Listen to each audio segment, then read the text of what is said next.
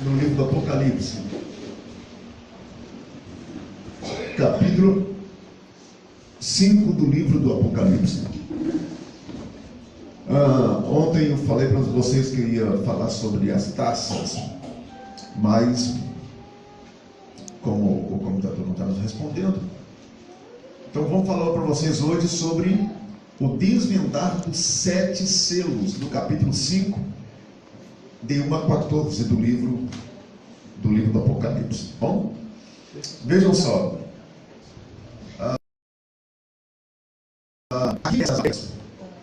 Nas matérias anteriores, ou seja, no capítulo 4, já se passou 4 capítulos em série. Capítulo de João em Patmos, capítulo 2, as igrejas, o capítulo 3, sequência das igrejas, e o capítulo 4, que é a visão de João dentro do palácio de Deus. Então agora nós vamos a entrada de João em espírito dentro dos céus. E matéria passada foi as visões que teve do Cristo sendo glorificado na sua casa.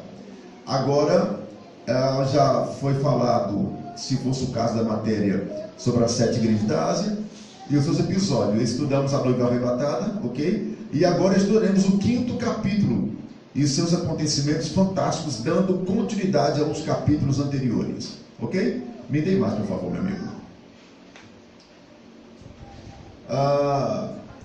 Enquanto o capítulo 4, vejam isso, enquanto o capítulo 4 do Apocalipse é o poder criador do Deus eterno em acúmulos de perfeição e glória, agora o capítulo 5 é o poder redentor do seu divino, exuberante e unigênito e amoroso, a saber, Jesus Cristo, dando continuidade do capítulo 4, pois ainda João está de mãos dadas com o recepcionista do palácio eterno, a saber, a imagem.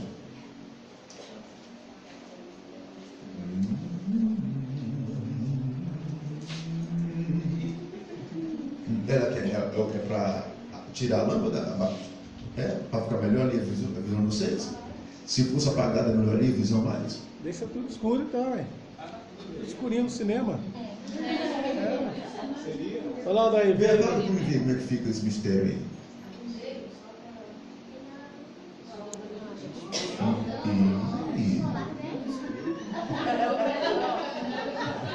Aí não dá para filmar, não. Aí não tem nem como filmar, né? Mas isso. Então, vamos lá. Vamos lá. Capítulo 4, versículo de número... Não, capítulo 5, verso 1 do Apocalipse. Capítulo 5, verso 1. Tem espaço aqui na frente. Vejam só. E eu, João, vi, ou seja, após ver a sala do trono, seus convidados ao redor e adorando. Eu, João, vi na sua destra. O que é destra? Mão direita. Eu vi na mão direita daquele que está sentado sobre um trono. E na mão daquele que está sentado no trono tinha o quê? Um livro, tipo pergaminho, escrito por dentro e por fora, ou seja, dando continuidade à sequência que estava por dentro. Aonde que este estava selado com 7 selos. Todas as criaturas celestiais queriam saber o que tinha nessas escritas. Porém, as escritas estavam lacradas com 7 selos. Aqui João está nos contando que, apesar dele ter visto as visões anteriores dos seres viventes e dos 24 anciãos, rendendo-lhe glórias, agora ele, João, estende seus olhos e é convidado para ir mais além, a uma parte da eternidade, e vê o ocupante do glorioso estava segurando a sua potentíssima, maravilhosa mão direita um misterioso livro, que este, viu João, estava escrito com muitas letras, porém dentro quanto fora tinha escritas, e que ainda, para deixar mais misteriosa a situação, este livro estava selado, lacrado com 7 selos. Me deu imagem. Me deu imagem. Vejam só. Como nós não temos o não responde aqui, então vamos só na leitura. Eu, João, vi um anjo bradando. Eu, João, vi um anjo gritando com voz firme e poderosa. E eu, João, vi um anjo bradando com grande voz, dizendo: quem é digno, quem é capaz de abrir o quê? O livro. E desatar os seus 7 selos.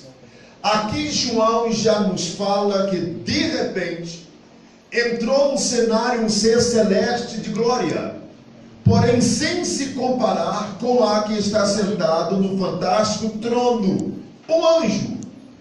E este saía voando no espaço da sala do trono e gritava com grande voz em desespero, fazendo uma pergunta sem obter resposta. E a pergunta foi essa: quem é digno de abrir o livro?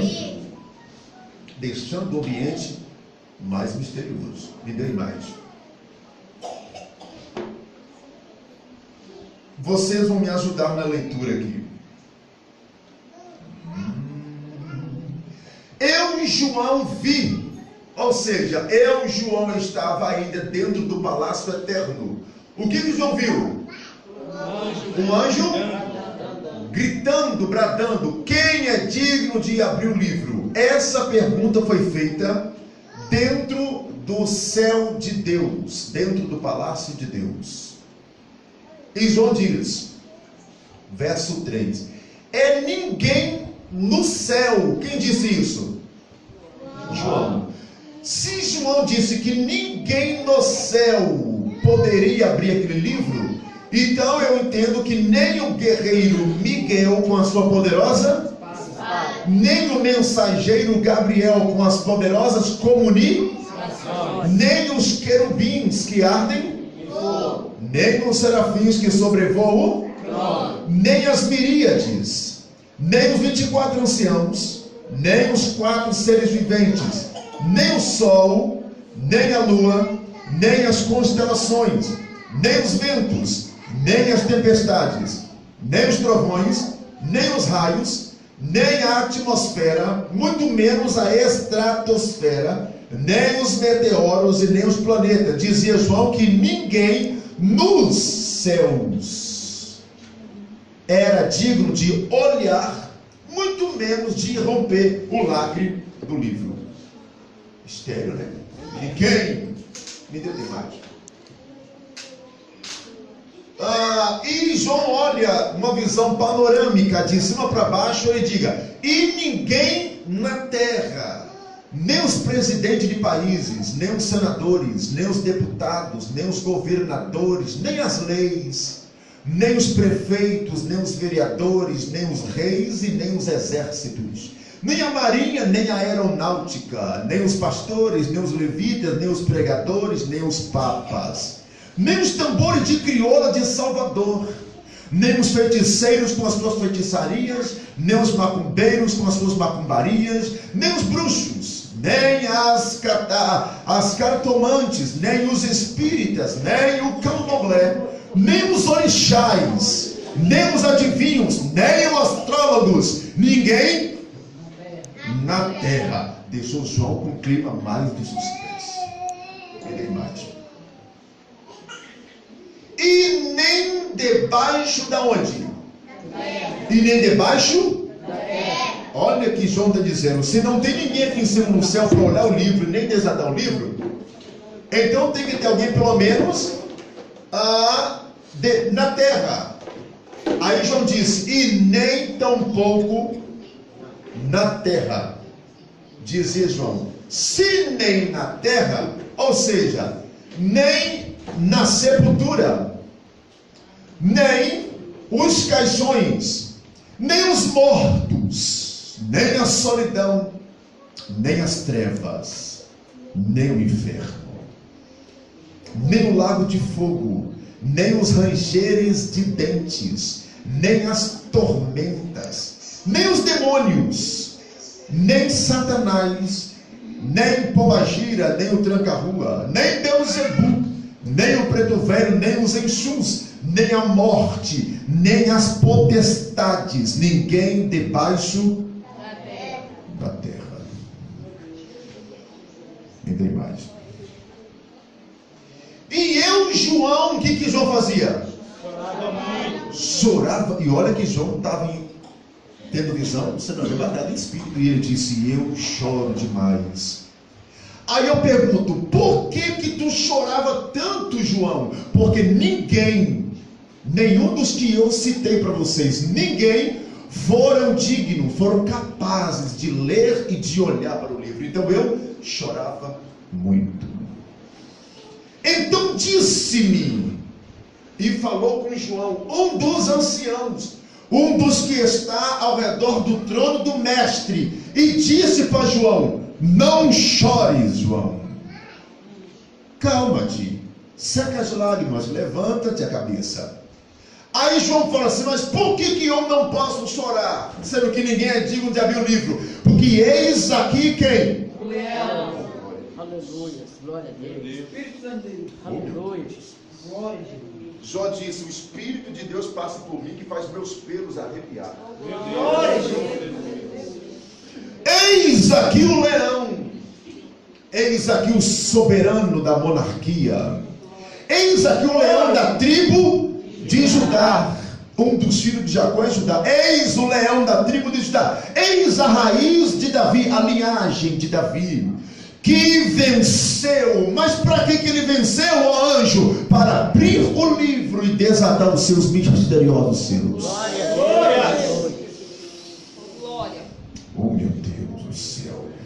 Meu Deus, poderoso, só o Senhor é Me dá a Deus. imagem.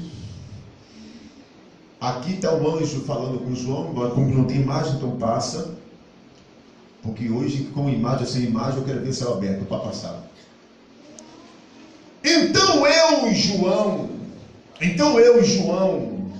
eu olhei e eu pergunto: o que você viu, João? E ele disse: eis que estava no meio do trono e dos 4 animais, e no meio dos anciãos. Eu vi ele. Ele quem, João? Eu vi um cordeiro cujo havia sido morto. João viu um cordeiro ferido, sangrando. E esse cordeiro é Cristo, Filho de Deus, sido morto em cruz de Calvário. E tinha 7 pontas, tinha 7 chifres, 7 olhos, que são 7 Espíritos de Deus enviados à terra. Isaías capítulo 11, 2. Espírito do Senhor, Espírito do conhecimento, Espírito de fortaleza, Espírito de temor, Espírito. 7 Espíritos de Deus, 7 caráter do Espírito de Deus. A primeira vez na Bíblia Sagrada que se refere a Jesus Cristo como leão de Judá, filho de Jacó e mais valente de todos os irmãos. Juízes 20, verso 18. Ok? Me deu imagem. E veio. Aí eu perguntei assim: quem foi que veio, João? Aquele que saiu do meio dos anciãos, esse cordeiro com marca das feridas feita no Calvário. E eis que eu vi ele, Lúcio Mauro. E o que ele fez contigo, João? Ele tomou, ele pegou o livro da destra, o livro da potente mão direita de Deus Pai. Ele disse: Pai, já que ninguém no céu é digno de tocar no livro, na terra e nem debaixo dela, então João disse que eis que ele colocou-se de pé, foi até o Pai que está no trono e pegou da mão do Pai o misterioso livro selado com 7 selos. Aqui João conta-nos que enquanto nos céus, nem na terra, nem embaixo dela, não apareceu ninguém de coragem de olhar e de chegar perto daquele livro. Apareceu um corajoso que saiu do meio dos anciãos, E eis que sempre ele gostou de ficar no meio de pessoas experientes. Quando era uma criança, lá em Lucas 2, ele ficou no meio dos doutores da lei, no meio dos anciãos. Ele sempre gostou de ficar no meio. Aonde tiver 2 ou 3, eu estou no meio. Aleluia. Jogou 3 jovens na fornalha. Quando foi descobrir, tinha mais um no meio. É por isso que para mim não tem diferença eu dar aula para 10 mil ou dar aula para 4, porque ele é melhor do que eu. Se ele gosta de ficar no meio de pessoas de menos quantidade, então quem sou eu para escolher ginásio? Se ele fica no meio de 2, porque eu não posso ficar no meio de 2 e abraçar vocês e dar glória com vocês?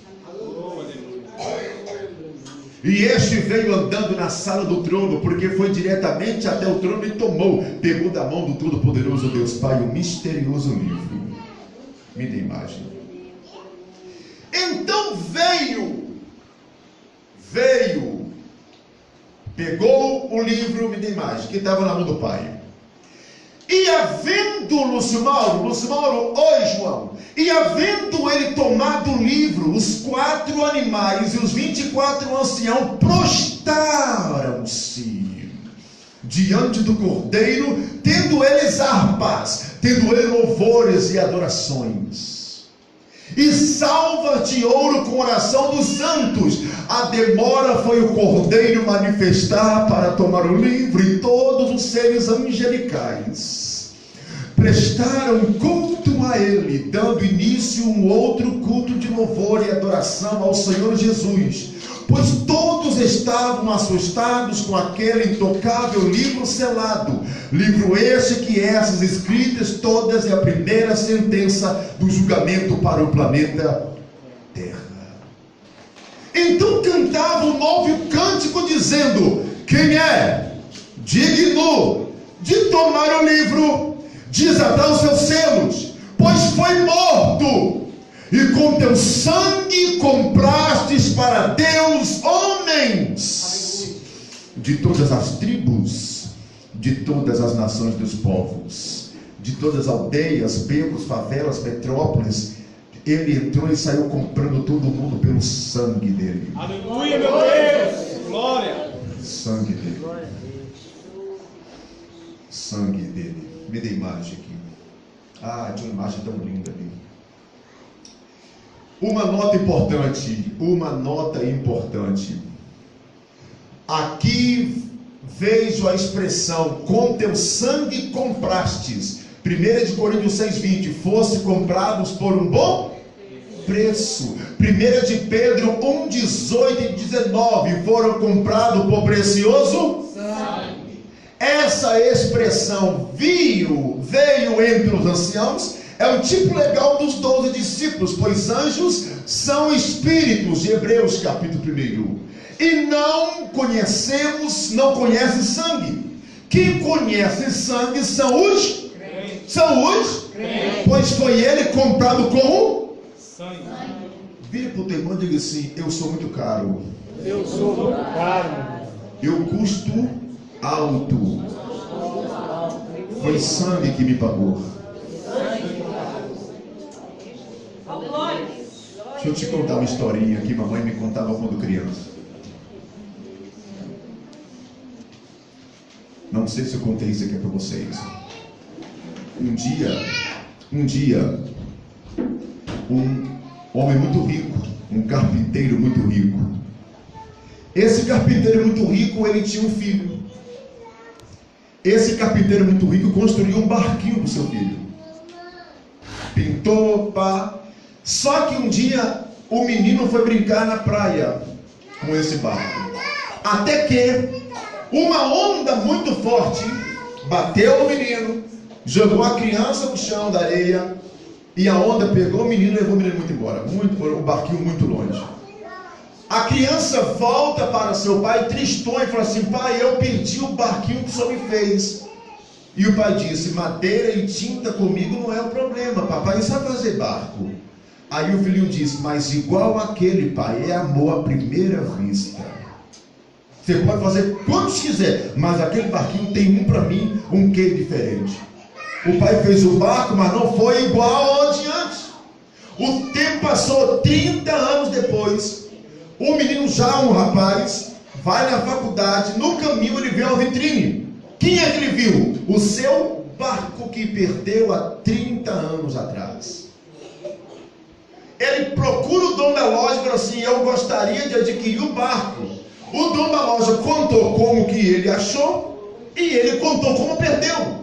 O dono da loja contou que ele estava no seu iate pescando e viu um barco, pegou o barco, levou, porque é feito com muito cuidado, obra de artista. E ele disse: é muito caro este barco. E o menino disse: mas custa quanto? Um valor incalculável, é relíquia minha. O garoto já jovenzinho vai para o teu pai e fala assim: pai, eu achei o barco. Aí o pai: meu filho, 30 anos se passou, você não esquece o barco? Ele disse: papai, eu quero de volta. O dono da loja disse que para mim ter de volta tem que pagar um alto preço. E o pai disse: não seja por isso, toma aqui o cheque, vai lá e paga à vista o barco de volta. O menino comprou o barco com alto preço, jogou para cima e disse: você é meu 2 vezes, primeiro que meu pai me fez e depois meu pai comprou você para mim. O que é isso? Esse barco é eu e você. Estava no mundo largado, mas você tinha valor mesmo no mundo largado. Satanás nos jogou no chão, arrebentou com nós, jogou na vitrine e disse: para resgatar Lúcio Mauro, para resgatar vocês tem que ser com alto preço. Aí o pai disse: não seja por isso. E Deus amou o mundo de tal maneira que deu o seu Filho unigênito. É por isso que nós temos que glorificar que nós somos dele 2 vezes. Primeiro que o pai nos fez, segundo que o Filho nos comprou. Nos comprou com sangue. Me deu imagem. Eis que olhei e ouvi uma voz de muitos barulhos ensurdecedores e ouvido dos mortais. Eis que eu vi muitos anjos ao redor de quem? Do trono de quem? Deus. E dos animais, dos anciãos, e eram esses milhões de criaturas de miríades, ou miríades de seres celestiais. E com grande voz dizia: quem é o Cordeiro? Dizia: digno é o Cordeiro que foi de receber poder, autoridade, riqueza, posse, sabedoria, ótimo raciocínio, força, capacidade, honra, moral, glória, aplausos, graça.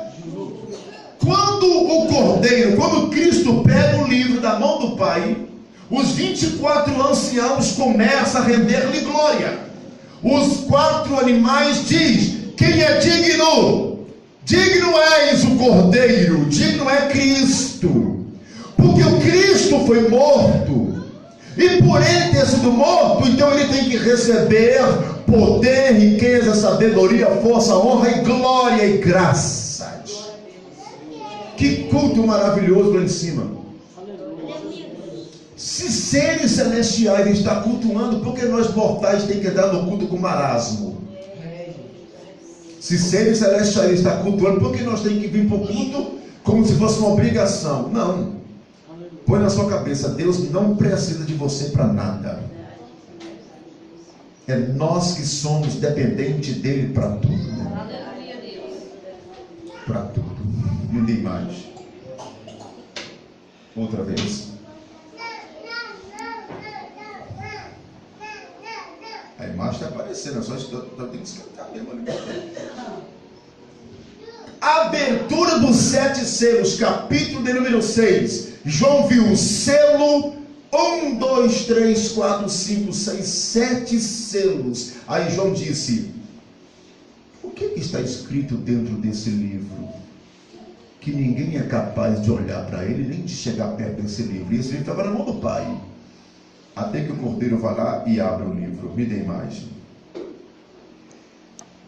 Dará início ao primeiro julgamento do rompimento dos 7 selos deste misterioso livro selado, onde que cada 7 selos aberto, a humanidade, após o arrebatamento da querida, da conchegada, da sofrida igreja. Receberá terríveis castigos, onde esse julgamento ocorrerá na 4ª parte dos 7 anos de tribulação na terra, onde Deus visitará a Israel com uma visitação terrível. Jeremias capítulo 30, verso 7. Haverá um tempo de pavor, haverá um tempo de angústia para Jacó, para Israel, onde os 4 animais viventes mostrarão a João o cordeiro abrindo seus 7 selos. Me dê imagem. O capítulo 6 é a continuação do 5, pois no verso 1 começa a expressão e, vírgula, dando continuidade em alguma conversa. E eu, João, vi abrindo o primeiro selo, e olhei, e ouvi uma voz do primeiro ser vivente, que é o leão, dizendo: vem ver. Este ser vivente com rosto de leão chamou João para ver de perto os acontecimentos após o cordeiro romper cada selo. E toda vez que Cristo rompe os lacres, é desencadeado diante dos olhos de João uma panorama de catástrofe que a terra, que o planeta irá sofrer, e só depois dar-se-á início das 7 trombetas. Me dê. E o cordeiro pegou o livro e rompeu os seus selos. Me dê imagem.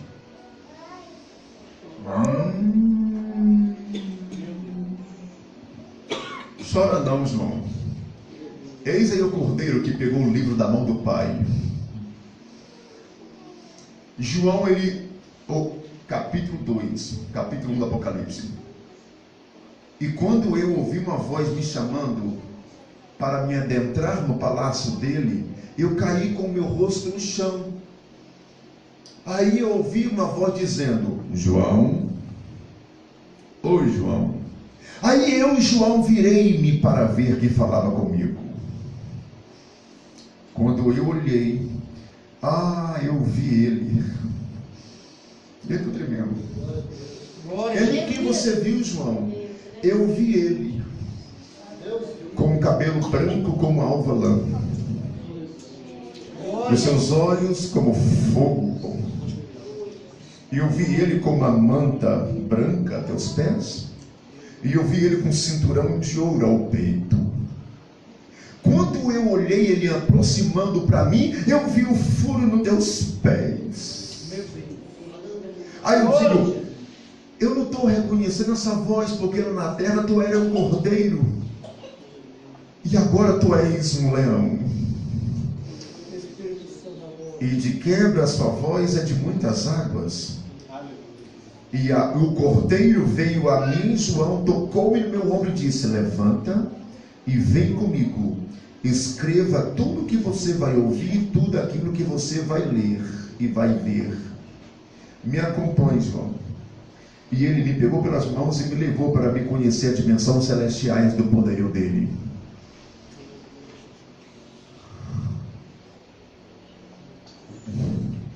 Aleluia, Deus.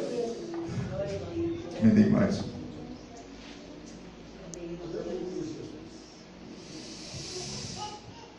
E os 4 cavaleiros do Apocalipse foi aparecendo diante de cada selo aberto. Revela-nos 4 cavalos e 4 cavaleiros, sendo 4 agentes de Satanás, e um deles uma pessoa física, a saber, o anticristo, e seus 3 espíritos satânicos. Agora João não só viu os 7 castiçais de ouro, nem as 7 estrelas na mão dele, nem os tronos, nem os animais viventes, nem os 24 anciãos, nem o livro selado. Agora ele passou as visões de forma assustadora, onde que levarão os habitantes da terra em um verdadeiro beco sem saída. Diga para o seu irmão, diga assim: se tu ficar, vai encarar um beco sem saída.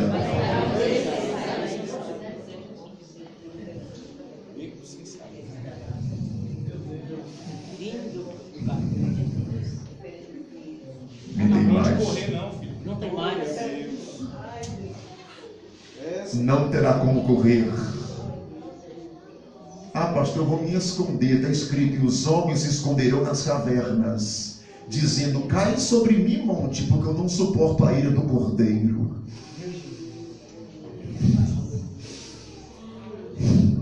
Me dê uma imagem, por favor. Me dê outra imagem aqui. O primeiro selo me aparece um cavalo branco, e disse João: e eu olhei, eu vi romper o primeiro selo, e eis que apareceu um cavalo branco, um animal com grande poder e força. E a cor branca representa justiça e paz. A paz aqui aponta uma paz falsa, de caráter temporário, porque este cavaleiro representa. E estava sentado sobre ele, tinha um arco, uma arma de lançar flecha, e foi-lhe entregue uma coroa, isto é, foi dado para o anticristo posse, domínio, reino. E depois que eu vi, Lúcio Mauro, esse cavaleiro montado num cavalo branco, eu vi que deram para ele uma coroa. E eu vi também que deu para ele um arco na sua mão. E eis que ele saiu vitorioso para vencer. Já chegou pronto e saiu preparado. Porém o arco dele não tinha flecha, segundo a visão de João. Aponta para uma vitória temporária de 7 anos. O arco não tinha flecha. Como que o arqueiro vai vir para a guerra sem trazer a flecha?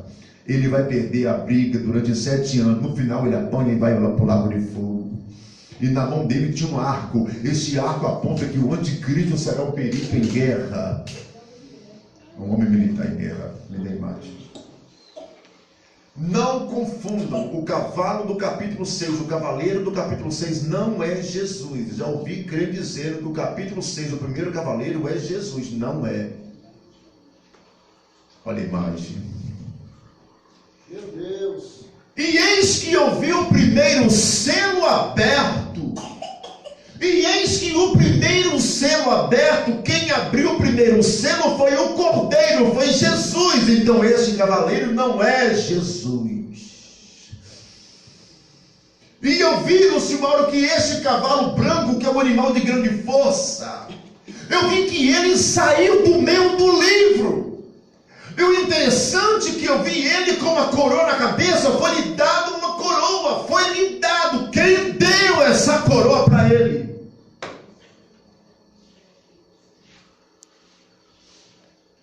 Me dê. Esse cavaleiro que aparece logo no rompimento do primeiro selo é a pessoa do anticristo. Eu quero que vocês leiam comigo de voz alta e muito bem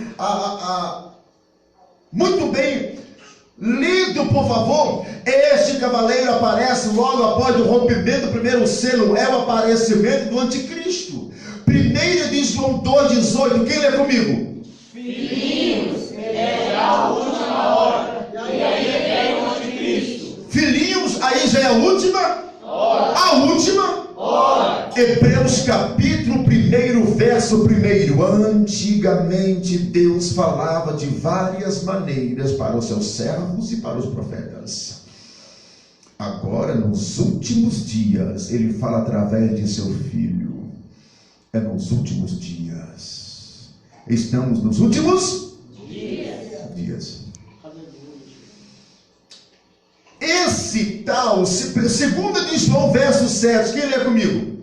Este tal é o enganador, o anticristo. Daniel 11:21. Depois se levantará no seu lugar um homem vil, mau. Daniel 11:36. E este rei fará conforme a sua vontade. Este líder abrangerá todos os 3 anos e meio da grande tribulação e o restante dos 3 anos e meio finais. 1 de Tessalonicenses 5:3. Pois quando ouvirem a paz e segurança, então virá uma grande destruição. Este aparece armado com arco na mão, aponta um homem guerreiro, pois desarmado, pois se não veio com flecha no arco, vitória temporária. Apocalipse 17, 9 e 10, que lê? Ainda não é vindo, e quando vier, que dure por pouco tempo. Apocalipse capítulo 17, 9 e 10. Assim é o mistério das 7 cabeças da besta. São 7 montes, também são 7 reis. 5 já caíram, um ainda é existente. O outro não é vindo. Mas quando vier o outro, durará pouco tempo. 5 já caíram, 5 dinastias fracassadas do passado: Babilônia, Medo-Persa, o pessoal dos Medo-Persa, 5 dinastias caíram. Uma ainda existe, Roma, o anticristo não, o falso profeta, Roma. E o outro não é vindo. Este outro que não é vindo é a pessoa do anticristo. E quando ele vier, que dure pouco tempo. É por isso que ele está revoltado, que Satanás está revoltado, que diz a Bíblia, e Satanás está na revolta porque ele sabe que tem pouco tempo para ele. Pouco tempo para ele. Me dê a imagem. Tinha uma imagem ali, mas não tem, então deixa. Passa isso aqui, por favor. Outra vez. Uma denúncia importante, isso que eu queria focar. Uma denúncia importante. Logo depois do arrebatamento da menina, do sumiço, do xodó de Deus. Logo depois que você foi embora, Aleluia. o planeta Terra estará em um verdadeiro colapso, um pânico como nunca houve no anais da história da humanidade. Logo os líderes dos países se reunirão aonde? Na ONU. Organização das Nações Unidas, a ONU, aonde que no ano de 1945 ela foi fundada, para substituir as Ligas das Nações logo depois da Segunda Guerra Mundial. E existe hoje cerca de 193 países membros dessa Liga de Estado Soberano do mundo. E foi-lhe dado uma coroa na sua cabeça. E quem deu a coroa? Quem deu o poder para ele? Quem deu quem deu? Olha a imagem, me dê. É a ONU, escuta essa, é a ONU que decide em questões administrativas sobre o Estado e governo. Esta organização está dividida em 3 partes. Quem lê? Assembleia Geral. Quem comanda? É o Conselho de Segurança, onde decidem paz e segurança. Terceiro grupo é o Conselho Econômico Internacional. Pasme aos senhores, mas logo depois do arrebatamento da noiva, os líderes do mundo se reunirão, pois perderão o controle da situação. Porque eu disse ontem, o que deixa a cidade bonita é a igreja. O que deixa ainda o país organizado não é o nosso presidente, nem os governantes. O que deixa o Brasil, o país e o mundo ainda é a organização, é a igreja. Queiram os demônios ou não, tem que entender que a igreja é soberana. Podem calar, mas não pode arrancar a igreja do céu. Aleluia, meu Deus. Espírito Santo, aleluia. Quem ainda comanda é a noiva, e cá para nós o noivo tem ciúmes dela. Glória seja dada a ti, Deus meu. Aleluia, Deus. Aleluia, Jesus. Glória a Deus. Me deu mais aqui. E hoje eu estou sentindo que eu vou. Meu Deus. Tremendo. Atualmente hoje ocupa 5 cadeiras: líder-chefe, Estados Unidos, a Rússia, a China, o Reino Unido e a França. Os outros 10 membros são rotativos pelo período de 2 anos. Desde novembro de 2004, vários países começaram a se manifestar para este número de cadeiras seja aumentada. A ONU então criou um projeto de expandir essas cadeiras fixas do Conselho de Segurança para 5, para 10. E cá para nós, cada 10 membros tem que ter um líder. Cada 10 membros tem que ter um líder. Era 5, agora aumentou para 10. E eu vi uma pedra caindo nos pés da estátua, esmagando os dedos da estátua. O líder mundial, o anticristo, vai governar tendo 10 reis ao seu comando, tendo um líder que é apenas o anticristo. Como tudo na ONU se decide por meio de eleições, então existem 2 chapas de projeto. Me dê imagem aqui para os clientes entenderem o que eu falo. O G4, formado por Brasil, formado pela Índia, Alemanha e Japão, que propõe a criação de 6 novos assentos permanentes no Conselho. Nesse caso, os membros das cadeiras permanentes passariam de 5 para 11. O Grupo da União para Consenso, liderado por Paquistão, Índia e Argentina, que propõe a criação de 10 novos membros rotativos, não permanente para o órgão. Nesse caso, os membros com cadeiras fixas continuarão sendo 5, que os membros rotativos aumentarão para 10. Olha só, o palco já está pronto para o governo do anticristo. Me deu uma imagem. Percebem que a proposta do G4 praticamente cumpre a profecia bíblica ao se expandir de 5 para 10 cadeiras. Estes líderes mundiais se definirão, e o futuro da segurança mundial, não sabemos qual projeto vai vencer, mas o fato é que a Bíblia prevê 10 reis no comando do anticristo no tempo do fim. Por que 11 cadeiras? Porque cadeira de número 11 será a pessoa de quem? Diga isso alto, pessoa de quem? E o que ele vai fazer, gente? Governar os 10? Tudo está montado para o anticristo. Tudo está preparado. O palco está montado, o picadeiro está pronto. E a qualquer momento a igreja vai desaparecer desse planeta Terra. Aleluia. Ah, vai. Ah, vai. Olha o que Deus está... Oh, meu Pai. O Eliezer, fala, meu patrão. Fala, chefe Abraão. Pega aqui os camelos. Leva para uma virgem. E traga essa virgem para casar com meu filho Isaac. O Eliezer pega 10 camelos e vai levar para a virgem. No meio do caminho fala assim: olha, se a virgem que aparecer dando água para os meus camelos é a noiva. Só que naquela época, um camelo hoje ele bebe cerca de 20 a 25 litros de água. E naquela época não tinha poço suficiente para dar água para 10 camelos. E a Bíblia diz que Rebeca deu tanta água que quanto mais esse camelo de Eliezer bebia, mais água brotava. Aleluia. Glória a Deus. Rebeca ouve Eliezer dizendo: você é virgem. O meu patrão Abraão mandou eu te entregar esses 10 camelos cheios de ouro e prata, para você casar com o meu senhor Isaac. A Rebeca disse: mas eu não conheço ele, mas eu me apaixonei por ele, mesmo não o conhecendo. Eu nunca vi Jesus, mas eu sou doidinho por esse homem.